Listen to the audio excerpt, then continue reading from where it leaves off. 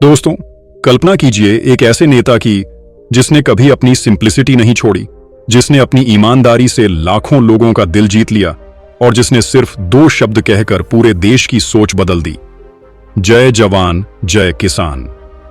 यह कहानी है भारत के दूसरे प्रधानमंत्री लाल बहादुर शास्त्री जी की, एक ऐसे इंसान की जिनका कद भले ही छोटा था, लेकिन जिनकी सोच इतनी ऊंची थी कि आने वाली पीढ़ियां भी उनसे सीख ले रही हैं। आज आप सुनने जा रहे हैं किताब लाल Bahadur Shastri lessons in leadership, जिसे लिखा है उनके बेटे अनिल शास्त्री और पवन चौधरी ने। यह किताब सिर्फ एक बायोग्राफी नहीं है, बल्कि यह जीवन जीने की कला है। लीडरशिप के वो पाठ हैं जो हमें हर कदम पर दिशा दिखाते हैं। तो बने रहिए मेरे साथ लिसन विद आयुष इनसाइट्स। आइए शुरू करते हैं इस प्रेरणादायक यात्रा की पहली कहानी। चैप्टर 1, गार्डनर्स एडवाइस, यानी माली की सीख। बचपन में जब लाल बहादुर शास्त्री बहुत छोटे थे, उनके घर के आंगन में एक माली काम करता था। वह पेड़ों को सींचता, फूलों की देखभाल करता और बच्चों को भी खूब सिखाता। एक दिन माली ने शास्त्री जी को एक बहुत गहरी बात समझाई। उसने कहा, बेटा, अगर पौधों को समय पर पानी और देखभाल नहीं मिले तो वे मुरझा जाते हैं, लेकिन अगर उन्हें बहुत ज्यादा पानी दो तो भी वे सड़ जाते हैं। जिंदगी भी ऐसी ही है, हर चीज की एक सीमा होती है, संतुलन जरूरी होता है। यह छोटी सी सीख लाल बहादुर शास्त्री के दिल में हमेशा के लिए उतर गई। उन्होंने समझ लिया कि जीवन में सफलता पाने के लिए सबसे जरूरी है संयम और संतुलन। न तो मेहनत से भागो, न ही लापरवाही करो। हर चीज का अपना समय होता है और हर काम का अपना संतुलन। सोचिए, अगर आज हम अपने जीवन को एक पौधे की तरह देखें तो क्या हम उसे सही समय पर सही देखभाल दे रहे हैं? क्या हम अपने रिश्तों, अपने काम और अपने स्वास्थ्य के बीच संतुलन बना पा रहे हैं? शास्त्री जी की जिंदगी की शुरुआत ही इस गहरे सबक से हुई कि सही मात्रा, सही संतुलन ही जीवन को फलदायी बनाता है। अगले अध्याय में हम देखेंगे कि स्कूल की पढ़ाई ने उन्हें और क्या सिखाया। चैप्टर 2, टॉयलिंग एट स्कूल, यानी स्कूल में कठिन परिश्रम। लाल बहादुर शास्त्री का बचपन बहुत साधारण था। उनके पिता जल्दी ही गुजर गए थे और परिवार आर्थिक तंगी से गुजर रहा था। ऐसे समय में पढ़ाई जारी रखना आसान नहीं था, लेकिन शास्त्री जी के मन में एक बात बैठ गई थी, अगर जिंदगी को बदलना है तो शिक्षा ही रास्ता है। बचपन में वे स्कूल पैदल जाते थे। कई बार उनके पास जूते तक नहीं होते थे। धूप में तपते रास्तों पर नंगे पांव चलना पड़ता था। बरसात में कीचड़ भरे गड्ढों से होकर निकलना पड़ता था, लेकिन उन्होंने कभी शिकायत नहीं की। स्कूल में पहुंचने के बाद भी उनके पास अक्सर किताबें पूरी नहीं होती थीं। कई बार वे दूसरों से किताबें मांगकर पढ़ते थे। उनके शिक्षक कहते थे कि लाल बहादुर एक बहुत शांत और मेहनती छात्र थे। वे भले ही तेज आवाज में अपनी बात न कहते हों, लेकिन उनकी आंखों में सीखने की गहरी लगन दिखाई देती थी। वे घंटों बैठकर पढ़ाई करते और अगर कोई बात समझ में ना आए तो बार बार पूछते। ये आदत ही आगे चलकर उन्हें ऐसा नेता बनाने वाली थी जो हर समस्या का समाधान ढूंढता।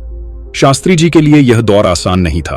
भूख, गरीबी और साधनों की कमी हमेशा साथ रहती थी, लेकिन उन्होंने यह साबित कर दिया कि जो इंसान मेहनत करता है उसके सामने मुश्किलें भी हार मान लेती हैं। यह कहानी हमें भी सोचने पर मजबूर करती है। क्या कभी हमने अपनी परेशानियों को बहाना बनाकर मेहनत से मुंह मोड़ लिया है? क्या हमने सोचा है कि अगर शास्त्री जी जैसे इंसान बिना जूतों और बिना साधनों के पढ़ सकते हैं तो हमारे पास जो सुविधाएं हैं उनका हम कितना सही इस्तेमाल कर रहे हैं? शास्त्री जी की स्कूली जिंदगी हमें यही सिखाती है, सफलता साधनों से नहीं, मेहनत और लगन से मिलती है। अगले अध्याय में हम जानेंगे कि कैसे एक आम से आम बेचने वाले से शास्त्री जी ने जिंदगी का नया सबक सीखा। चैप्टर 3, मैंगो वेंडर, यानी आम बेचने वाला। लाल बहादुर शास्त्री जी का बचपन बेहद सादगी और संघर्ष से भरा हुआ था। एक दिन की घटना उनके जीवन का महत्वपूर्ण सबक बन गई। गर्मियों का मौसम था। स्कूल से लौटते समय रास्ते में एक आम बेचने वाला खड़ा था। रसदार और मीठे आम देखकर छोटे शास्त्री जी के मन में इच्छा जगी कि काश वह भी कुछ आम खा पाते, लेकिन उनके पास पैसे नहीं थे। वे आमों को बड़ी देर तक देखते रहे। भीतर से एक खींच थी, लेकिन उसी समय उनके मन में एक आवाज गूंजी, अगर तुम्हारे पास पैसे नहीं हैं तो तुम्हें किसी और का हक छीनकर स्वाद नहीं लेना चाहिए। उन्हें लगा कि आम तो मीठे होंगे, लेकिन अगर बिना पैसे लिए गए तो वह मिठास हमेशा अपराध बोध में बदल जाएगी। और ठीक उसी क्षण उन्होंने निर्णय लिया कि भले ही भूखे रहना पड़े, लेकिन ईमानदारी से समझौता नहीं करना। यह छोटा सा अनुभव आगे चलकर उनके व्यक्तित्व की रीढ़ बना। जब वे प्रधानमंत्री बने और देश भर के संसाधनों की जिम्मेदारी उनके कंधों पर थी, तब भी उन्होंने वही सिद्धांत अपनाया, कभी किसी का हक नहीं छीनना और हमेशा ईमानदारी से काम करना। सोचिए, एक छोटा बच्चा जो नंगे पांव स्कूल जाता था, जिसकी जेब में पैसे नहीं थे, लेकिन जिसके भीतर इतनी मजबूती थी कि वह प्रलोभन से जीत गया। आज हम अपने जीवन में कितनी बार छोटी छोटी सुविधाओं या शॉर्टकट्स के लिए ईमानदारी से समझौता कर लेते हैं। शास्त्री जी का यह अनुभव हमें याद दिलाता है कि सच्चा सुख तभी है जब हम सही रास्ते से उसे हासिल करें। आम की मिठास तो कुछ देर रहती, लेकिन ईमानदारी की मिठास हमेशा साथ रहती है। अगले अध्याय में हम जानेंगे कि शास्त्री जी के जीवन में शाकाहार यानी वेजिटेरियनिज्म ने क्या भूमिका निभाई और उन्होंने क्यों इसे एक जीवन दर्शन के रूप में अपनाया। चैप्टर 4, वेजिटेरियनिज्म यानी शाकाहार। लाल बहादुर शास्त्री जी बचपन से ही बहुत सरल और सच्चे संस्कारों वाले थे। उनके घर का माहौल धार्मिक था और परिवार में शाकाहार का पालन होता था। लेकिन उनके लिए शाकाहार केवल खान पान की आदत नहीं रहा, बल्कि यह उनके जीवन का सिद्धांत बन गया। एक बार की बात है, जब वे अपने कुछ दोस्तों के साथ बाहर गए। उनके मित्रों ने मजाक करते हुए उन्हें मांस खाने के लिए उकसाया। किसी ने कहा, अगर तुम वाकई बहादुर हो तो एक बार इसे छक्कर देखो। लेकिन शास्त्री जी ने शांत स्वर में मुस्कुराकर जवाब दिया, बहादुरी मांस खाने में नहीं है, बल्कि अपने सिद्धांतों पर टिके रहने में है। यह जवाब सुनकर उनके दोस्त चुप हो गए। तभी से यह साफ हो गया कि शास्त्री जी दूसरों के दबाव में आकर कभी अपने आदर्शों को नहीं छोड़ेंगे। उनके लिए शाकाहार का मतलब था अहिंसा और करुणा। वे मानते थे कि अगर हम किसी जीव को कष्ट देकर भोजन प्राप्त करते हैं, तो हमारे भीतर दया और संवेदनशीलता कैसे रह सकती है। और यही दया, यही संवेदनशीलता उन्हें एक महान नेता और इंसान बनाती थी। यहां एक गहरा सबक छिपा है। अक्सर हम अपने आसपास के दबावों में आकर अपने सिद्धांत बदल देते हैं, कभी दोस्तों की बात मानकर, कभी समाज के डर से, कभी व्यक्तिगत लालच से। लेकिन शास्त्री जी हमें यह सिखाते हैं कि सच्चा चरित्र वही है जो परिस्थितियों से ऊपर उठकर अपने मूल्यों पर टिक जाए। सोचिए, क्या हम भी अपने जीवन में ऐसे सिद्धांत बना पाए हैं जिन पर चाहे कैसी भी स्थिति हो, हम अडिग रह सकें। शास्त्री जी का शाकाहार सिर्फ आहार नहीं था, बल्कि यह उनके जीवन की नैतिकता और आत्मसंयम का प्रतीक था। अगले अध्याय में हम जानेंगे कि कैसे शास्त्री जी ने छोटी उम्र में ही पैसों को लेकर एक अहम निर्णय लिया और यह सीखा कि उधार की जिंदगी कभी सुकून नहीं दे सकती। Chapter 5, no to borrowing money यानी उधार पैसे लेने से इनकार। लाल बहादुर शास्त्री जी का जीवन हमेशा सादगी और आत्मसम्मान से जुड़ा रहा। बचपन में ही उन्होंने यह सीख लिया था कि उधार की जिंदगी कभी शांति और आत्मगौरव नहीं दे सकती। कहानी उस समय की है जब वे स्कूल में पढ़ते थे। कई बार ऐसा होता कि किताबें खरीदने के लिए पैसे नहीं होते। दोस्त और रिश्तेदार मदद करने के लिए तैयार रहते थे।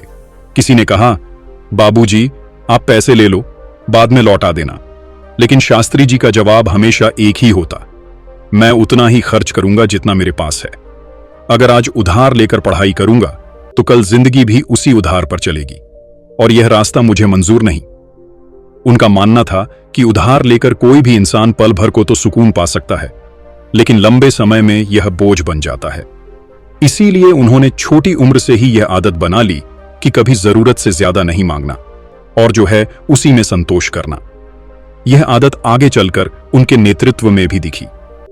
प्रधानमंत्री बनने के बाद जब देश कठिन आर्थिक संकट से जूझ रहा था, तब भी उन्होंने उधार के भरोसे देश चलाने की जगह आत्मनिर्भरता पर जोर दिया। उन्होंने जनता से अपील की कि एक समय का खाना छोड़ दें ताकि अनाज की बचत हो सके। यह फैसला दिखाता है कि उनके लिए आत्मनिर्भरता सिर्फ निजी सिद्धांत नहीं था, बल्कि राष्ट्रीय नीति भी थी। अब सोचकर देखिए, हम में से कितने लोग छोटी छोटी चीजों के लिए उधार लेते हैं, ईएमआई और कर्ज की जिंदगी में जीते हैं। लेकिन शास्त्री जी सिखाते हैं कि सच्चा सम्मान उसी में है जब हम अपनी जिंदगी अपने पैसों और अपनी मेहनत पर चलाएं। उनका यह इनकार केवल पैसों तक सीमित नहीं था, बल्कि यह उनके जीवन का नियम था, जो मेरा नहीं है मैं उसे नहीं लूंगा। अगले अध्याय में हम जानेंगे कि कैसे शास्त्री जी ने छोटी उम्र में ही वचन निभाने की शक्ति यानी कीपिंग प्रॉमिसेस सीखी और क्यों उनके लिए दिया हुआ वादा कभी टूट नहीं सकता था। चैप्टर 6 कीपिंग प्रॉमिसेस यानी वचन निभाने की ताकत। बचपन से ही लाल बहादुर शास्त्री जी को एक ऐसी सीख दी गई थी जिसने उनके पूरे जीवन की दिशा तय कर दी। यह थी किया हुआ वादा हर हाल में निभाना। कहानी कुछ यूं है कि एक बार शास्त्री जी से उनके किसी मित्र ने मदद मांगी। हालात थोड़े कठिन थे और शास्त्री जी खुद भी आर्थिक तंगी झेल रहे थे। फिर भी उन्होंने अपने मित्र से वादा किया कि वे मदद जरूर करेंगे। उनके पास पैसे कम थे, लेकिन वादा निभाने की लगन इतनी मजबूत थी कि उन्होंने अपनी जरूरतों को किनारे रखकर अपने मित्र की मदद कर दी। लेखक बताते हैं कि शास्त्री जी के लिए वादा तोड़ना अपने आत्मसम्मान को तोड़ने जैसा था। उनका मानना था कि एक इंसान की असली पहचान उसके शब्दों से होती है। जब इंसान अपने शब्द की कीमत समझता है, तभी लोग उस पर भरोसा करते हैं। जरा सोचिए, आज की जिंदगी में कितनी बार हम लोग छोटी छोटी बातें कहकर भूल जाते हैं। जैसे किसी से कहते हैं कल जरूर आऊंगा और फिर नहीं जाते, या कहते हैं मैं यह काम कर दूंगा और फिर टाल देते हैं। लेकिन शास्त्री जी का मानना था कि अगर हम अपने शब्दों को हल्के में लेंगे तो धीरे धीरे हमारी विश्वसनीयता ही खत्म हो जाएगी। यह अध्याय हमें सिखाता है कि ईमानदारी सिर्फ पैसे या चीजों में नहीं, बल्कि हमारे शब्दों में भी होनी चाहिए। अगर हम अपने वादों को निभाने लगें, चाहे वो छोटे हों या बड़े, तो लोग हम पर भरोसा करना शुरू कर देंगे और यही भरोसा आगे चलकर हमें एक सच्चा नेता बनाता है। तो इस अध्याय के अंत में आप खुद से एक सवाल पूछिए, क्या मैं अपने कहे हुए शब्दों की उतनी ही कद्र करता हूं जितनी दूसरों से चाहता हूं? Chapter 7 living with in means यानी अपनी औकात में जीने की सीख। लाल बहादुर शास्त्री जी का पूरा जीवन इस बात का जीता जागता उदाहरण था कि असली इज्जत और सुकून हमेशा औकात में जीने से मिलता है। वो समय भारत के लिए बेहद कठिन था। आजादी से पहले भी और बाद में भी गरीबी हर जगह फैली हुई थी, लेकिन शास्त्री जी ने कभी भी दिखावे या बेवजह खर्च करने को अपनी आदत नहीं बनाया। कहानी यह है कि जब वो पढ़ाई कर रहे थे तब उनके पास ज्यादा साधन नहीं थे, लेकिन उन्होंने कभी अपने हालात से ज्यादा पाने की कोशिश नहीं की। न किसी से उधार लिया, न किसी से बिना जरूरत की मदद मांगी। उनका मानना था कि अगर आपके पास जितना है उसी में गुजारा करना सीख जाओ तो जिंदगी कभी बोझ नहीं लगेगी। लेखक बताते हैं कि शास्त्री जी का जीवन बहुत ही सादा था। जब वे प्रधानमंत्री बने तब भी उनका सादापन लोगों को हैरान कर देता था। एक प्रधानमंत्री के लिए बड़ी गाड़ियां, आलीशान घर और विशेष सुविधाएं मिलना आम बात थी, लेकिन शास्त्री जी ने हमेशा सादगी को चुना। वो मानते थे कि अगर देश कठिन दौर से गुजर रहा है तो नेता को भी जनता की तरह त्याग करना चाहिए। सोचिए, आज के समय में कितने लोग ऐसे हैं जो अपनी कमाई से ज्यादा खर्च करते हैं, महंगी चीजें खरीदने के लिए लोन लेते हैं, क्रेडिट कार्ड पर निर्भर रहते हैं। लेकिन शास्त्री जी का सबक था, दिखावे से ज्यादा जरूरी है सच्ची ईमानदारी और आत्मसम्मान। यह अध्याय हमें याद दिलाता है कि सादगी कमजोरी नहीं बल्कि ताकत है। जब हम अपनी जरूरतों को सीमित करते हैं और औकात में जीते हैं तो हमारे अंदर आत्मविश्वास और संतोष दोनों बढ़ता है। तो यहां पर आप खुद से एक सवाल पूछिए, क्या मैं अपनी जिंदगी में उतना ही खर्च करता हूं जितनी मेरी औकात है, या फिर दिखावे के लिए खुद को बोझिल बना रहा हूं? चैप्टर 8 करेज वर्सेस ट्रेडिशन, परंपरा और साहस की टकराहट। यह अध्याय हमें उस पहलू से मिलाता है जहां लाल बहादुर शास्त्री जी का व्यक्तित्व और भी गहराई से सामने आता है। भारत जैसे समाज में जहां परंपराएं बहुत गहरी जड़ें जमाए बैठी थीं, वहां शास्त्री जी ने यह दिखाया कि कभी कभी सही काम करने के लिए परंपरा से ऊपर उठना जरूरी है। कहानी यह है कि बचपन से ही शास्त्री जी का पालन पोषण परंपरागत माहौल में हुआ था। घर में नियम कायदे, संस्कार और परंपराओं का कड़ाई से पालन होता था। लेकिन इसके साथ ही उन्होंने यह भी समझा कि अगर कोई परंपरा इंसान की भलाई और समाज की प्रगति में रुकावट बने तो उससे चिपके रहना कमजोरी है, साहस नहीं। एक छोटा सा उदाहरण लेखक बताते हैं। शास्त्री जी के जीवन में कई मौके आए जब परंपरा कहती थी कि चुप रहो, समझौता करो, बड़ों की बात मान लो, लेकिन उनके साहस ने उन्हें हमेशा सच के साथ खड़े होने के लिए प्रेरित किया। चाहे वह परिवार का मामला हो या राजनीति का, उन्होंने वह किया जिसे वे सही मानते थे। याद रखिए, परंपरा हमें जड़ से जोड़ती है, लेकिन साहस हमें ऊंचाई तक ले जाता है। अगर हम सिर्फ परंपरा में बंधे रहें तो कभी नई सोच और बदलाव की शुरुआत नहीं कर पाएंगे। शास्त्री जी की सबसे बड़ी ताकत यही थी, वो परंपरा का सम्मान करते थे, लेकिन अन्याय या गलत बात को सिर्फ इसलिए स्वीकार नहीं करते थे कि हमेशा से ऐसा होता आया है। आज हमारी जिंदगी में भी यही सवाल उठता है। कई बार हम पुराने तरीकों से चिपक जाते हैं सिर्फ इसलिए कि समाज क्या कहेगा, लेकिन असली साहस यह है कि हम परंपरा और तर्क दोनों को तोल कर देखें और फिर सही दिशा चुनें। यह अध्याय हमें यही सिखाता है कि परंपरा का सम्मान करो, लेकिन जहां जरूरत हो वहां साहस दिखाओ, क्योंकि बदलाव वही ला सकता है जो भीड़ से अलग सोचने की हिम्मत रखता है। तो अब आप खुद से पूछिए, क्या मेरी जिंदगी में मैं सिर्फ परंपरा निभा रहा हूं या फिर साहस के साथ सही काम करने की ताकत भी रखता हूं? Chapter 9, putting others before self, यानी खुद से पहले दूसरों को रखना। यह अध्याय लाल बहादुर शास्त्री जी के सबसे बड़े गुणों में से एक को सामने लाता है, निस्वार्थता।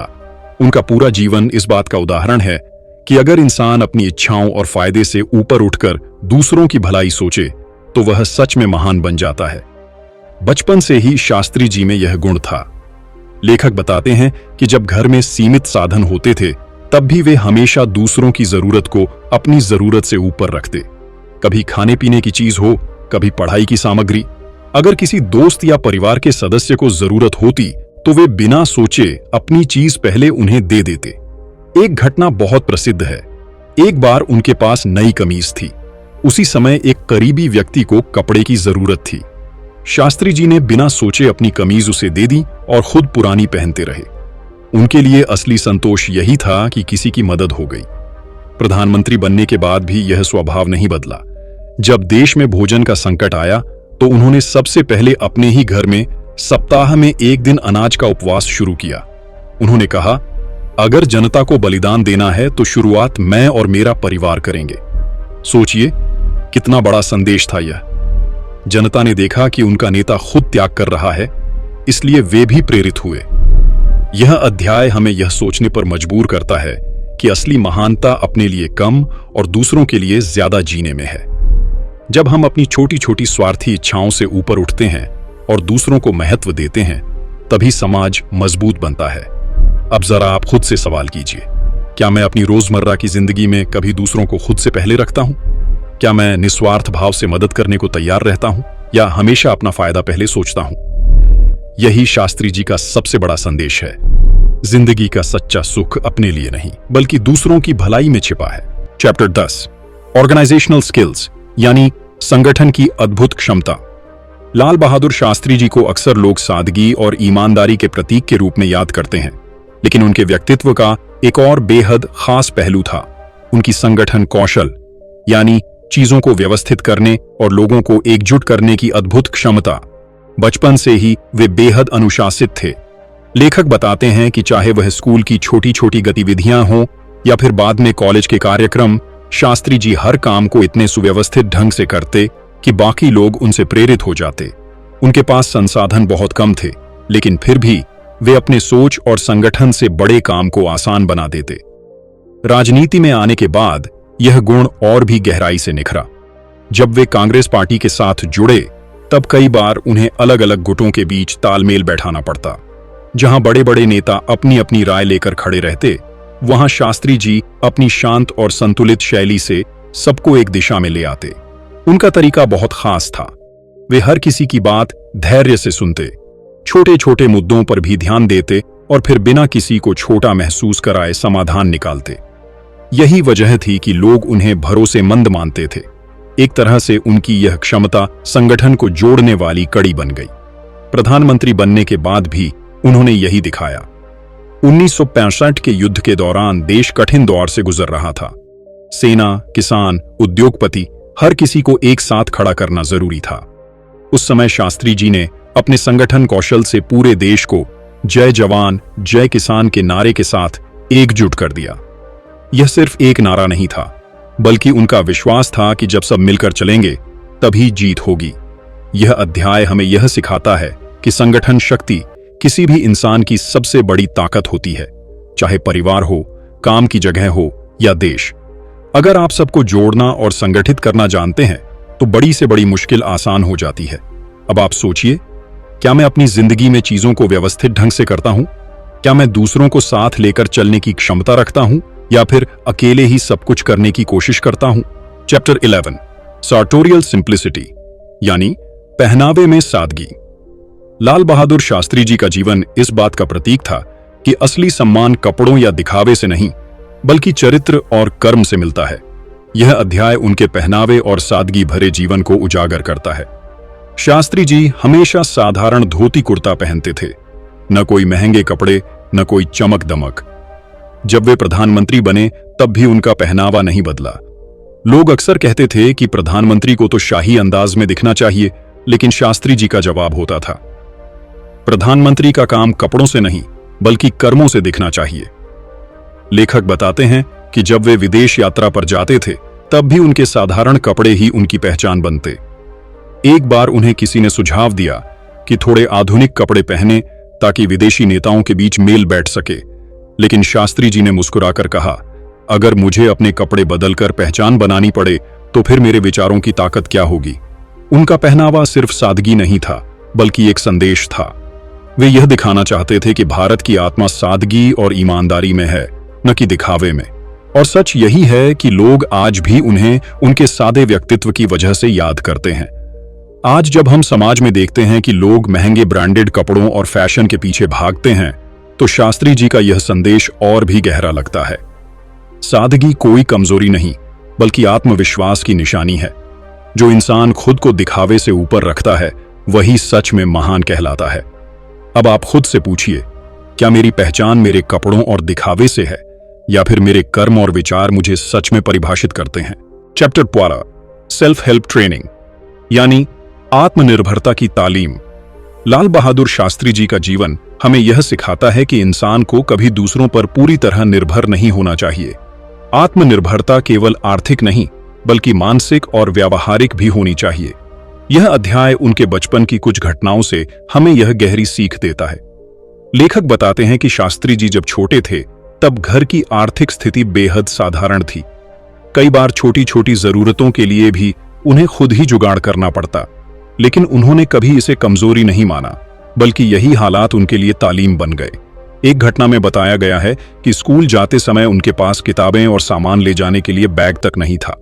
वे साधारण कपड़े की पोटली में किताबें बांध कर ले जाते थे, लेकिन उन्होंने कभी शिकायत नहीं की। धीरे धीरे उन्होंने अपनी आदत बना ली कि कम साधनों में भी काम कैसे निकाला जाए। यही उनकी आत्मनिर्भरता की असली ट्रेनिंग थी। आगे चलकर राजनीति में भी यही गुण काम आया। वे कभी किसी पर बेवजह बोझ नहीं डालते थे। अगर कोई काम खुद कर सकते थे तो उसे खुद ही करना पसंद करते। चाहे लिखना हो, पढ़ना हो या कठिन परिस्थितियों में निर्णय लेना हो, वे आत्मनिर्भर रहते। इस अध्याय का सबसे बड़ा सबक यह है कि आत्मनिर्भरता इंसान को मजबूत बनाती है। जब हम छोटी छोटी चीजों में दूसरों पर निर्भर रहना छोड़ देते हैं तो हमारा आत्मविश्वास बढ़ता है और यही आत्मविश्वास आगे चलकर बड़ी चुनौतियों का सामना करने में मदद करता है। अब जरा आप खुद से पूछिए, क्या मैं अपनी जिंदगी में छोटे छोटे काम खुद करता हूं या हर बार दूसरों पर निर्भर रहता हूं? क्या मैं आत्मनिर्भर बनने की कोशिश करता हूं? याद रखिए, आत्मनिर्भरता सिर्फ आदत नहीं बल्कि एक शक्ति है। यही शक्ति शास्त्री जी को साधारण परिस्थितियों से उठाकर प्रधानमंत्री की कुर्सी तक ले गई। Chapter 13 pocket money. बचपन में इंसान की छोटी छोटी आदतें ही उसके बड़े होने पर उसकी पहचान और उसके मूल्यों की नींव रखती हैं। लाल बहादुर शास्त्री जी के जीवन का यह किस्सा भी हमें यही सिखाता है। शास्त्री जी के घर की आर्थिक स्थिति बहुत साधारण थी। उनके पास कभी ज्यादा पैसे नहीं होते थे, लेकिन इसी साधारणता में उन्होंने एक ऐसा संस्कार सीखा जो आगे चलकर उनके पूरे जीवन का हिस्सा बन गया। जब वे छोटे थे तो जेब खर्च यानी पॉकेट मनी बहुत सीमित हुआ करती थी। उतने पैसों से ही उन्हें अपनी छोटी मोटी जरूरतें पूरी करनी पड़ती थीं। पर शास्त्री जी ने उस छोटी पॉकेट मनी का इस्तेमाल भी बहुत सोच समझकर करना सीखा। वो पैसों को कभी फिजूल में खर्च नहीं करते थे। चाहे उन्हें मिठाई खानी हो या कोई खिलौना खरीदना हो, वे हमेशा खुद से सवाल करते, क्या ये सच में जरूरी है? क्या मैं बिना इसके भी रह सकता हूं? यह सवाल ही उन्हें खर्च करने से पहले गहराई से सोचने पर मजबूर करता। यहीं से उन्होंने पैसों का महत्व समझा। उन्होंने सीखा कि पैसे सिर्फ अपनी इच्छाएं पूरी करने के लिए नहीं होते, बल्कि जिम्मेदारी निभाने के लिए भी होते हैं। यही कारण था कि बड़े होकर जब उन्हें प्रधानमंत्री बनने के बाद भी कई फैसले लेने पड़े तो वो हमेशा देश की आर्थिक स्थिति को ध्यान में रखकर ही निर्णय लेते थे। उनका यह दृष्टिकोण हमें यह बताता है कि असली अमीरी ज्यादा पैसा होना नहीं है, बल्कि उस पैसे को सही तरीके से खर्च करना आना है। यही गुण उन्हें साधारण जीवन उच्च विचार वाले नेताओं की श्रेणी में लाता है। तो सोचिए, आज जब हमें अपनी जेब में तनख्वाह या पॉकेट मनी मिलती है तो क्या हम उसका इस्तेमाल सोच समझकर करते हैं या बस अपनी इच्छाओं के पीछे दौड़ पड़ते हैं? यही इस अध्याय की सबसे गहरी सीख है। पैसों की कद्र कीजिए और उन्हें हमेशा जिम्मेदारी के साथ खर्च कीजिए। और अब अगले अध्याय में हम जानेंगे कि शास्त्री जी ने अपने जीवन में समय को कैसे महत्व दिया और किस तरह टाइम मैनेजमेंट उनके नेतृत्व का गुप्त हथियार बना। Chapter 14, time management. Lal Bahadur Shastri ji का जीवन इतना अनुशासित और सटीक था कि उन्हें देखकर लगता था मानो समय उनके साथ चलता हो। उनके लिए समय सिर्फ घड़ी की सुइयों का नाम नहीं था, बल्कि जीवन का सबसे बड़ा धन था। बचपन से ही उन्होंने यह समझ लिया था कि अगर इंसान अपने समय का सही उपयोग करना सीख जाए तो वह सबसे कठिन परिस्थितियों पर भी विजय पा सकता है। वे हमेशा छोटे छोटे काम समय पर करना जरूरी मानते थे, चाहे स्कूल जाना हो, होमवर्क करना हो या घर के कामों में मदद करना हो। एक घटना उनके अनुशासन को और भी गहराई से दिखाती है। शास्त्री जी हमेशा हर जगह तय समय से पहले पहुंच जाते थे। उनके साथियों को यह बात बहुत आश्चर्यचकित करती थी। उनके लिए यह स्वाभाविक था कि अगर किसी काम की समय सीमा है तो उसे आखिरी वक्त तक टालना नहीं चाहिए। यही आदत आगे चलकर उनके नेतृत्व की पहचान बनी। जब वे राजनीति में आए और फिर प्रधानमंत्री बने, तब भी वे हर मीटिंग समय पर शुरू करते और समय पर खत्म करते। उनके मंत्रिमंडल के सदस्य और अधिकारी हमेशा सतर्क रहते, क्योंकि वे जानते थे कि शास्त्री जी समय की एक एक बारीकी पर ध्यान देते हैं। उन्होंने यह भी माना कि समय का सही प्रबंधन केवल बड़े कामों के लिए नहीं, बल्कि जीवन की छोटी छोटी आदतों के लिए भी जरूरी है। जैसे सुबह जल्दी उठना, काम की प्राथमिकताएं तय करना और अपने दिन को योजनाबद्ध तरीके से जीना। उनका मानना था कि अगर कोई इंसान समय का सम्मान नहीं करता तो वह अपने जीवन का सम्मान नहीं करता, और अगर नेता ही समय के मूल्य को न समझे तो देश की प्रगति कैसे होगी। सोचिए, हम अपने जीवन में कितनी बार समय की बर्बादी कर देते हैं, मोबाइल पर, टीवी पर या बिना वजह देर करने में। अगर हम शास्त्री जी की तरह समय को सबसे बड़ा धन मान लें तो शायद हम अपने सपनों को जल्दी पूरा कर पाएं। इस अध्याय की सबसे गहरी सीख यही है कि समय सबसे मूल्यवान संपत्ति है, जिसे खोकर वापस नहीं पाया जा सकता। इसलिए इसे बर्बाद मत कीजिए, बल्कि योजनाबद्ध तरीके से इस्तेमाल कीजिए। अब अगले अध्याय में हम देखेंगे कि समय के साथ साथ शास्त्री जी ने एक और गुण अपनाया, पंक्चुअलिटी, यानी समय पर पहुंचने की आदत, जिसने उन्हें हर किसी का सम्मान दिलाया। Chapter 15, punctuality. लाल बहादुर शास्त्री जी के जीवन में पंक्चुअलिटी यानी समय पर पहुंचना एक आदत नहीं बल्कि जीवन का हिस्सा था। वे मानते थे कि अगर कोई व्यक्ति समय का पाबंद नहीं है तो वह अपने जीवन और दूसरों के जीवन दोनों को अव्यवस्थित कर देता है। बचपन से ही उन्होंने इस मूल्य को अपनाया था। स्कूल जाते समय वे कभी देर नहीं करते थे, चाहे बारिश हो या धूप, चाहे रास्ता कठिन हो या आसान। शास्त्री जी हमेशा तय समय पर पहुंचते। यही वजह थी कि उनके शिक्षक और साथी उन पर भरोसा करते थे। बाद में जब वे राजनीति में आए तो उनकी यह आदत और भी स्पष्ट हो गई। वे हमेशा मीटिंग, समारोह या किसी भी सार्वजनिक कार्यक्रम में समय पर पहुंचे। अगर तय समय 5 बजे का था तो शास्त्री जी 5 बजे वहां मौजूद होते। लोग अक्सर कहते थे कि घड़ी को देखने के लिए शास्त्री जी को देखने की जरूरत है। प्रधानमंत्री बनने के बाद भी उन्होंने पंक्चुअलिटी को कभी कम नहीं होने दिया। उनके मंत्रिमंडल के मंत्री और सचिव अच्छी तरह जानते थे कि शास्त्री जी 1 मिनट भी लेट नहीं होते। यही कारण था कि पूरा तंत्र अनुशासित होकर काम करता था। उनकी समय की पाबंदी ने देश की राजनीति और प्रशासन दोनों में नई ऊर्जा भर दी। पंक्चुअलिटी सिर्फ समय पर पहुंचना ही नहीं, बल्कि यह दूसरों के समय का सम्मान करना भी है। शास्त्री जी जानते थे कि अगर कोई बैठक देर से शुरू होती है तो इसका असर हर व्यक्ति के काम पर पड़ेगा। उन्होंने अपने जीवन से यह संदेश दिया कि समय की पाबंदी केवल व्यक्तिगत आदत नहीं है, बल्कि यह नेतृत्व का एक अनिवार्य गुण है। सोचिए, अगर हम भी अपने जीवन में हर काम समय पर करना शुरू कर दें तो कितनी उलझनें खत्म हो जाएंगी। पंक्चुअलिटी हमें विश्वसनीय बनाती है और दूसरों के दिल में सम्मान पैदा करती है। इस अध्याय की सीख यही है कि समय पर पहुंचना सिर्फ अनुशासन नहीं, बल्कि यह दूसरों के प्रति हमारी जिम्मेदारी है। और अब अगले अध्याय में हम जानेंगे कि कैसे शास्त्री जी ने धैर्य को अपनी सबसे बड़ी ताकत बनाया, एक ऐसा गुण जिसने उन्हें हर परिस्थिति में मजबूत बनाए रखा। तो दोस्तों, अब अगला अध्याय आपको इस वीडियो के सेकंड पार्ट में मिलेगा। अगर आप चाहते हैं जल्द से जल्द वो पार्ट आए, तो ज्यादा से ज्यादा लोग कमेंट में लिखिए नेक्स्ट पार्ट। जितने ज्यादा कमेंट होंगे, उतना ही जल्दी हम सेकंड पार्ट लाएंगे। वीडियो अच्छा लगा हो तो